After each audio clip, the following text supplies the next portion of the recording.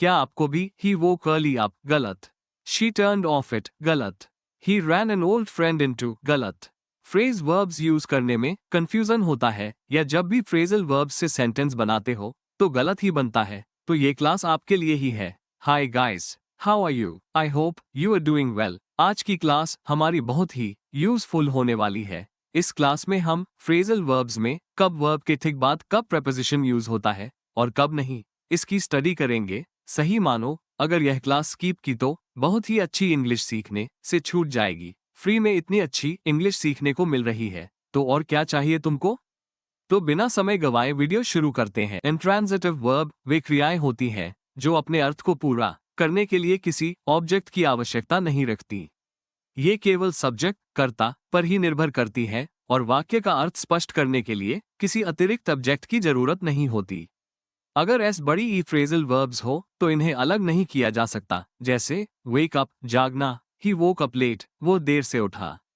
Take off उड़ान भरना, the plane took off at 5 PM विमान शाम 5 बजे उड़ान भरा।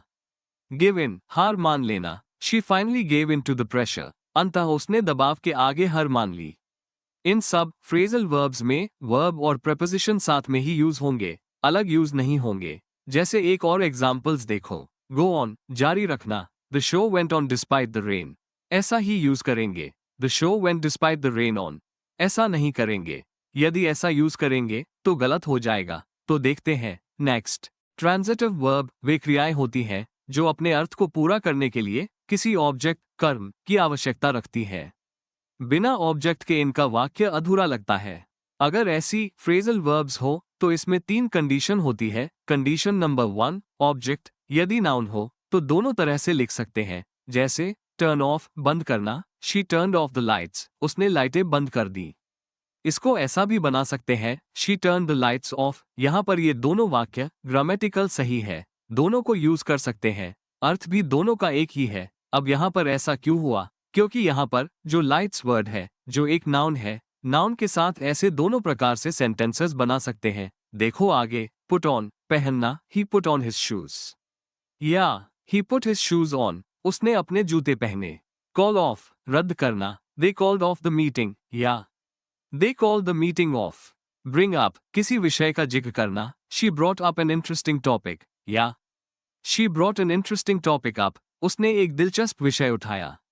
तो देखते हैं नेक्स्ट। कंडीशन नंबर 2, ऑब्जेक्ट यदि कोई प्रोनाउन जैसे me, you, him, her, it, us, them हो तो हमेशा ये प्रोनाउन फ्रेजल वर्ब्स में वर्ब और प्रेपोजिशन के बीच में आएगी। जैसे टर्न ऑफ बंद करना, Poonam turn them off Poonam उन्हें बंद कर दिया।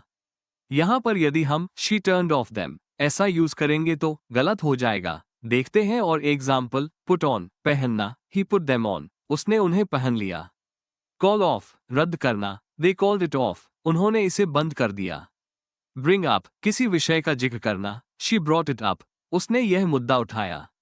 यहाँ पर एक बात ध्यान देंगे, इन सेंटेंसेस में जितनी भी हमने प्रोनाउन यूज की है वो पहले आगे के सेंटेंस में नाउन के रूप में आ चुकी होगी, तभी ऐसा यूज होगा। देखो उदाहरण, the lights are on, Poonam is turning off them light चालू है, पूनम उन्हें बंद कर रही है। अब यहाँ पर जो प्रोनाउन देम यूज हुआ है वह लाइट्स के लिए यूज हुआ है। एक और बात, अगर कोई सिंगुलर नाउन हो तो इसका प्रोनाउन इट यूज होगा। जैसे there was meeting today but boss called it off, आज बैठक थी लेकिन बॉस ने इसे रद्द कर दिया। यहाँ पर मीटिंग एक नाउन है और इट मीटिंग का प्रोनाउन है। इस प्रकार हम यूज कर और भी वाक्य की इंग्लिश बना सकते हैं। तो देखते हैं नेक्स्ट। कंडीशन नंबर 3, यदि सेंटेंसेस में ऑब्जेक्ट की जगह पर कोई पोजेसिव प्रोनाउंस जैसे mine, yours, his, hers, its, ours, theirs हो तो फ्रेजल वर्ब्स में वर्ब और प्रेपोजिशन हमेशा साथ में आएंगे। जैसे लुक आफ्टर देखभाल करना, she looks after her brother वो अपने भाई की देखभाल करती है, ऐसा ही यूज होगा। यदि ऐसा use she looks her brother after करेंगे तो हमेशा गलत होगा। देखते हैं आगे। रन इनटू अचानक मिलना, I ran into my old teacher मैं अपने पुराने शिक्षक से मिला। गेट ओवर किसी मुश्किल से उबरना, he got over his illness वो अपनी बीमारी से उबर गया। इस प्रकार हमने बारी बारी से फ्रेजल वर्ब्स में प्रेपोजिशन लगाने का सही यूज सीखा है। उम्मीद करता हूँ ये क्लास आपको अच्छी लगी होगी। यदि इस क्लास में कोई क्वेश्चन हो या मन में कोई कंफ्यूजन हो तो कमेंट बॉक्स में कमेंट करें। Please support me.